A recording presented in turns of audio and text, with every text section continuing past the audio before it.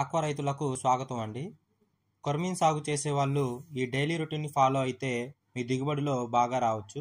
మీరు రోజు early morning start చేసుకొని వాటర్ క్వాలిటీని చెక్ చేసుకోండి. వాటర్ పారామీటర్స్లో ఫస్ట్ pH లెవెల్స్ వస్తాయండి. pH లెవెల్స్ ఎక్కువ ఉన్న తక్కువ ఉన్న చేపలను ఒత్తిడిని కలిగిస్తాయి. pH లెవెల్స్ అనేవి 7.5 to 8.5 మధ్యలో మెయింటైన్ చేసుకోవాలి. తక్కువ ఉంటే సున్నం లేదా అగ్రికల్చరల్ లైమ్ యాడ్ చేసుకోవాలి.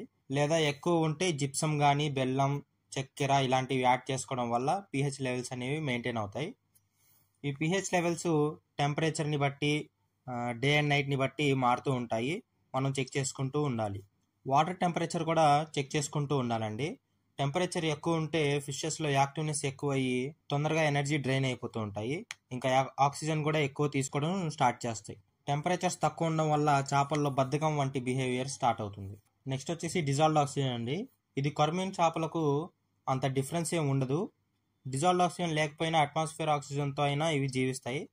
అయినా చెక్ చేసుకోండి, తప్పేం లేదు. ఇవన్నీ చెక్ చేసుకున్న తర్వాత ఫీడింగ్ ఇవ్వండి. ఫీడింగ్ అయిన తర్వాత చేపల బిహేవియర్ అబ్జర్వ్ చేయడానికి కానీ లేదా రోగాలకు గురవుతున్నాయా లేదా ఒత్తిడికి గురవుతున్నాయా లేదా తెలుసుకోవడానికి ఒకసారి చేపల బిహేవియర్ని కూడా చెక్ చేసుకోండి. అలా ఇవన్నీ చెక్ చేసుకున్న తర్వాత మధ్యాహ్నం గడుస్తుందండి.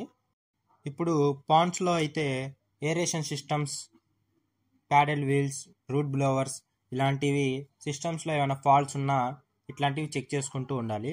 ఇలా ఇవన్నీ చెక్ చేసుకున్న తర్వాత ఫీడింగ్ ప్రాసెస్ కూడా కంప్లీట్ అవుతుంది కాబట్టి శాంపుల్ సీడ్ని కలెక్ట్ చేసుకొని వాటి గ్రోత్ని బరువుని చెక్ చేసుకుంటూ ఉండాలి.